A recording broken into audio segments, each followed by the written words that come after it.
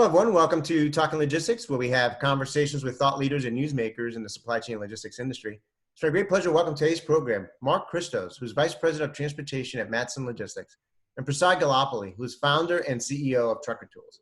And today we're going to talk about how the COVID-19 pandemic is making real-time freight visibility mission critical. Now, demand for real-time freight visibility, has been growing for the past few years. But as with many things that have been happening during this COVID-19 pandemic, it has really, accelerated its need and its importance in the industry. So is real-time freight visibility mission critical today? Has its value proposition or business case changed over the past few months? And what capabilities will separate the leaders from the laggards in the weeks and months and years to come?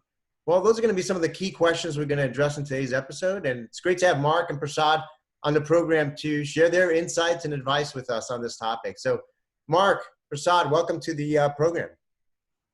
Thank you, Adrian. Enjoy being here. Thanks, Adrian. Always great to be on the show. So Mark, you're a first-time guest on Talking Logistics. I always love to kind of learn a little bit about, the role and function that all of my guests participate in this crazy world that we call supply chain and logistics. I'm sure many of our listeners are familiar with Matson Logistics, but some may not. So maybe before we kind of dive into this topic, why don't you tell us briefly a little bit about Matson Logistics and your role and responsibilities at the company? Great, Adrian. Thank you. Matson Logistics is a 30-plus year logistics company. We are part of Matson Navigation, which is a public company. In our logistics business, we really have four primary business models. One, transportation brokerage, warehousing, where we have assets on the East and West Coast, a freight forwarding business with span Alaska, and a supply chain business where we largely do consolidations in China and then line haul into the U.S. I'm responsible for the transportation brokerage business, which is our truckload, intermodal, and LTL network that largely operates in North America. Great. Now that part of the business, obviously, over the past few years has become increasingly competitive. Technology has obviously played an increasing role in being successful in the brokerage, business. And real-time freight visibility is obviously one piece of that. So I'll start with you, Mark. And let's get right to the central question of today's episode. And that is, has the COVID-19 pandemic made real-time freight visibility mission critical? And if so, in what ways? It really has, and particularly I think for us and really our industry. Certainly, several months ago, many of our team members shifted to home office, work from home, and our need and ability to communicate and serve our customers didn't change. In the reality of and interacting with our carriers. Technology across the board enabled our ability to be successful in work from home environment, but in particular our ability to get access to load information, share and distribute that quickly to our customers versus being in the office where in a brokerage environment, as you know, an office could be kind of noisy. People are talking, hey, I got this, I got that. They're not able to do that. And they're not able to do that really effectively in email.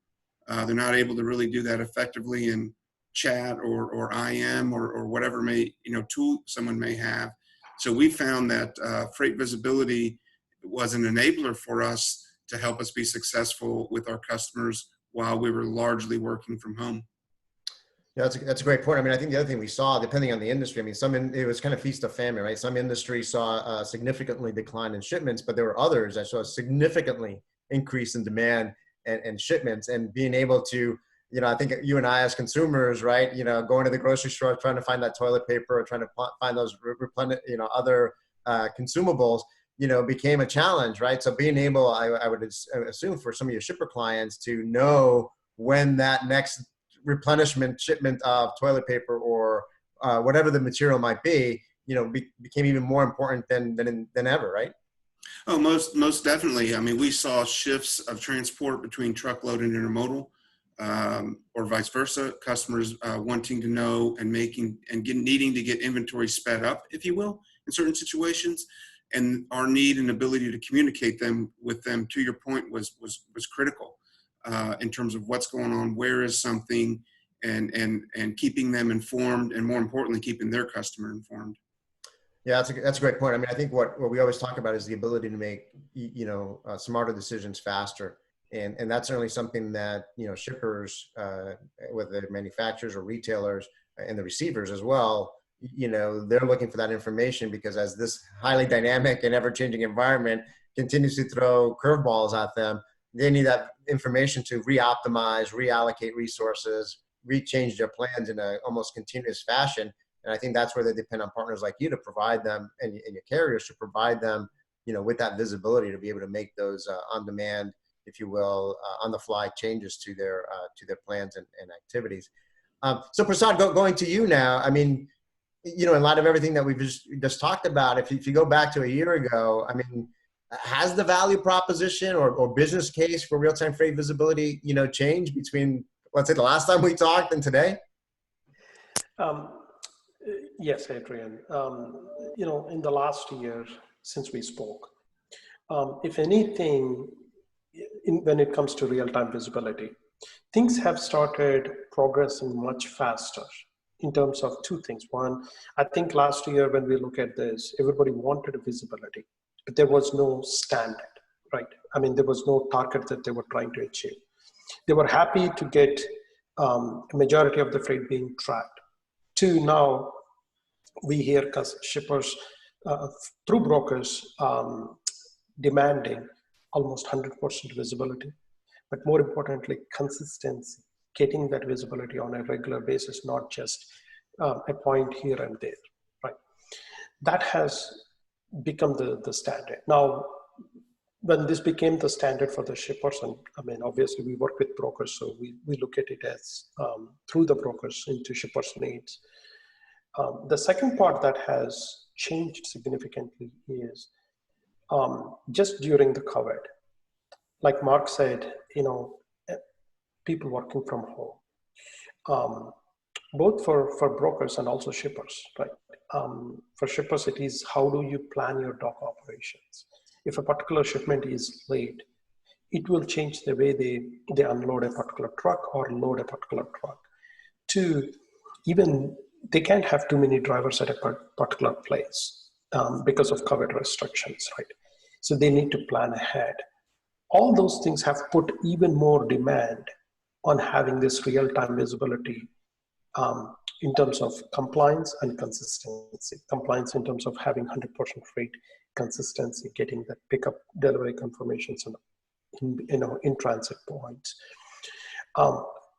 In many ways, that has speed up the process. Now, once we reach that point and see this future, this is not going to stop here. I think Gartner once said this, that in their way of looking at technology, there are about four phases of technology evolution. I think we come to a point where we are transitioning significantly from data to information. So we got this real-time visibility. Now we're moving into using that significantly to change the operational efficiency. Because in times like this, with limited staff, you want to get more out of your staff using technology and innovation. So we see that trend continue further.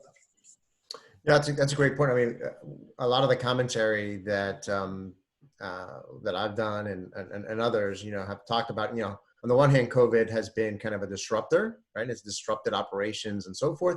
But on another hand, it's been served as an accelerant, right? It's accelerated certain trends and it's accelerated expectations. It's accelerated things that were already happening, right? That you can see that we're going, so when you talk about, compliance and 100% compliance or 100% visibility, I mean, that was something that was always a goal and something companies were working toward.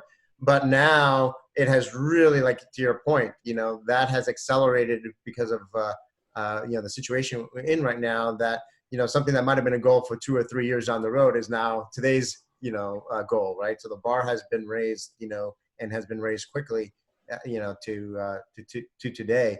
Now, speaking of compliance, Mark, going back to you, obviously the carriers you work with are important partners, in this effort. I mean, how do you get their support to achieve maximum compliance and visibility? That's a good question, Adrian. We do business with about 30,000 carriers annually, and that's a lot. And clearly there's some that have concentration, but a lot of, it's a long tail. and that's really not uncommon in brokerage. Really what we're focused on is just really the efficiency for the carrier. We are not trying to overmanage the situation. We advocate that we're just needing the information to make sure we can keep our customer informed. We're not trying to do anything more with it or about it. Communicating to the carriers that, hey, we can be more efficient for you. We're not going to be calling you. We're not going to be sending you emails. We're not going to be sending you text messages. You can simply focus on transporting the shipment safely, focus on what you need to be doing while you're out there on the road. We have no interest in anything else other than making sure we keep our customers informed. So we feel that we bring some integrity to the conversation in terms of what we want with the information, and clearly what we don't want to impact or influence the carrier or driver in any way. Yeah, and that's a great point. I mean, I think, communicating in terms of what are the benefits are going to be for them, I think is important, right? Because that's always a question of what's in it for me, or how is it going to be beneficial for me? But even just to build upon what, Prasad was talking about, I mean, I know one of the key things for carriers is, detention, right? And detention time and dwell time at facilities, right? So if a shipper or a consignee has that advanced visibility, or you are able to, having that visibility from them, are able to coordinate with your customers in terms of helping to facilitate that receiving or pickup process. One of the ancillary effects of all this could be minimizing or eliminating any kind of detention or dwell time for them, which is another enhanced benefit for them, right? Oh, most definitely. And I think that kind of steps into, it's one thing to have the information, and it's more importantly, what are you going to do with it? And then how do you manage it, and how do you make yourself better and more effective? How do you make your customer more effective? At the end of the day, a carrier would rather be driving than sitting. They're paid to move versus being paid to sit. There's not a carrier that wouldn't disagree with that. So we're equally focused on, back to the point of efficiency, how technology can help make them efficient, and keep them moving and increase their utilization.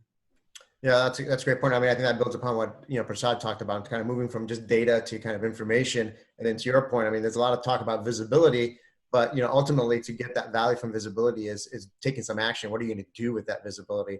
That ultimately, is what's going to provide the benefits to all the stakeholders, right? To you as the broker, to the carrier, as well as the shipper or the consignee.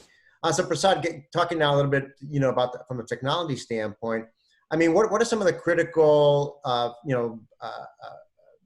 factors that companies should take into consideration, when they're evaluating or selecting a real-time freight visibility solution? I think I'll start with this, what just Mark said. Making sure technology helps the carrier. It's not like putting a square peg in a round hole. I think that is very, very important. Technology that helps carrier improve their operations. I think that having that mindset is probably the most important thing. When you break down, what are certain factors to choose a vendor, I think finding a vendor or a technology that these carriers adopt to. Now, when we say these carriers, the segment that we are really focused on in today's market is, and especially when it comes to visibility, is the small size carriers, owner operators, and mid-size carriers. They move about 80% of the freight. And in a time like this, where there is capacity crunch, capacity unevenness, these carriers play a bigger role. And traditionally, these are the carriers that have always been difficult to track, because they're all on different systems per se, right? It's easier to get visibility from a large carrier because they're all usually on a unified system. So, finding a technology that unifies these carriers is probably the most important thing, because when you find a carrier that is appealing to this carrier base, a technology that's appealing to this carrier base, it truly gets the process over the hurdle of, hey, I don't want to be tracked, right? Now, the second part is technology should be easy to use for these carriers. But more importantly, what is it that the technology provides to these carriers? Because in today's world, while there is an advantage for minimizing the detection, like Mark said, and other factors, but what other benefits does the carrier get? Are you helping them with getting the documents back for speeding up the invoice processing? Are you helping them with cheapest fuel or parking or something, one of these things that they go through every day on the road. A technology should do that. From a customer point, whether it's broker or shipper or carrier, they want to look at a technology that is constantly changing. I mean, last year, we wouldn't be thinking about COVID, right? I mean, next year, what would come? The demand is increasing. The technology is changing. So you want a vendor that's not standstill. And the last point I would add to that is, you want a vendor who is not just selling you a software. Because if they sell you a software and move on, then you are left with trying to use it to fit the future, as opposed to a vendor should always provide you a solid support, should align their goals with your goals in terms of compliance and consistency. I think these four are very, very important. A nimble software, a software that's focused on creating more value to the carriers and adopted by the carriers. The final one is you want a solid support and training with it. These things will really make a difference in this world. Yeah, those are all great points. I mean, Mark, talked about kind of that long tail of carriers and how do you bring that, because that's historically been part of the black hole, if you will, in the visibility space, particularly with transportation. Mark, to kind of build upon that, I mean, why don't you tell us a little bit about your journey with real-time freight visibility? I mean, what has been the role? I mean, what were you looking for in a solution when you were looking for a solution, and what's kind of been the role of a third-party partner like Trucker Tools, and what benefits have you achieved today? Yeah, well, I appreciate that, Adrian. We believe in technology. We believe that technology is going to continue to enhance the 3PL logistics world and the brokerage world. It's going to continue to enable us to be better and more effective with our team, with our customers, and with our carriers. And that's really the three pillars that we have, is technology as the fourth pillar. And our focus is to serve those stakeholders and make sure that we're doing the best that we can. Secondly is we're looking for the efficiency. We're looking to keep our customers informed, and we're in the information management business, and we believe that, and we focus on that. So we were looking for a partner really that had, I mean, there's a lot of tools out there with tracking of this or tracking of that, but our view of Trucker Tools is they have a much wider suite of services for the carrier that are carrier specific, but also come along with the tracking element, in addition to tools that enable the driver or the carrier while they're out there in terms of the many different features and services. So it's not just a singular standalone product. Oh, by the way, tracking comes along with it. So again, it's really efficiency for all the stakeholders for us. We're a believer in technology, as I mentioned earlier. We're not afraid to step into new fields and new territories that we fundamentally believe that will move our business forward. Yeah, you said something that really I love. You said we're in the information business, right? Which I think is refreshing in some ways, right? Because if you ask, going back 20 years ago when I first started as an industry analyst, you say, well, what is a 3PL? What is a freight broker? Well, it's someone that provides transportation services. It's someone that helps move product from point A to point B. It's someone that provides warehousing, storage, and so forth. And I think today, a lot of the progressive service providers, such as yourselves, recognize that, yes, all those things are true, but you're also in the information and the business intelligence and analytics business as well. And that you're also, obviously, this is a relationship business. So part of what makes you successful is not only running and operating efficiently, but how can you help your customers and your partners, in this case, carriers, operate more efficiently as well, because you're all part of this interconnected system. So I think you really crystallize kind of what the state of the industry is today, that it's really providing this broader, more holistic, more strategic view of what it takes to succeed. And it's not just about helping to move product from point A to point B, right? Yeah, no doubt about it. And I think it's going to continue to evolve, and I think that, we often talk that we need to be flexible and nimble. We need to think through real value versus, kind of nice to haves. And that's can be a little bit tough. But at the same time, our eye is kind of on the long term, to put ourselves in a position to be effective to take advantage of tools that are in the marketplace and integrate those effectively with our tools. We have a proprietary TMS. So the point is that we have the ability to make changes on the fly pretty quickly, but equally important is making sure that we do things well thought out. And the integration with Trucker Tools went very well. We're completely integrated with them in terms of all features and services that they offer relative to digital tracking, Book It Now, and that integration, while complex, I think for both of us, went very well, and we're very pleased with where we are. Great, great. Well, I think you probably started hitting on some of the points that was going to be as part of my last question here, as we're running a little bit out of time. And it's all start with you, Mark, and then Prasad, you can wrap it up here for us. So, as a way to wrap up, Mark, I mean, in light of everything that we've talked about so far, in light of all the lessons learned to date as a result of the COVID-19 pandemic, I mean, what capabilities will ultimately separate the leaders from the laggards in the industry in the months and years to come? I think it really boils back to kind of what we've been talking about here, is effective management of information to enable yourself to be more effective with your customer, enable yourself to have the right information at the right time. And that's both for the carrier, the customer, and your team, meaning your brokerage team. We're not afraid of that. We continue to ask ourselves questions as technology becomes available. What's that going to look like in the future? But more importantly, we know we need to be prepared and be nimble to enable, because there's going to be additional things that come up as this digitalization takes place, and it's just going to make all of us better. Great points. Prasad, your perspective on this question? I think what Mark said is absolutely right. Having that mindset of, what's out there, what's coming up, be hungry for innovation, right? He said, digital innovation is happening. What else is out there, right? I think in today's world, the risk of not adapting to technology, not adapting to what's changing, is far greater than actually adapting to technology and going through that process of innovation.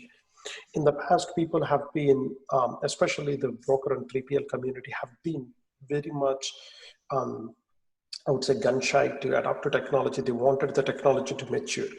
But we are living in a world, when it comes to digitization, where it's a constant innovation. It is not an innovate and then wait for the next 5 years to reap benefits and then re-innovate, right?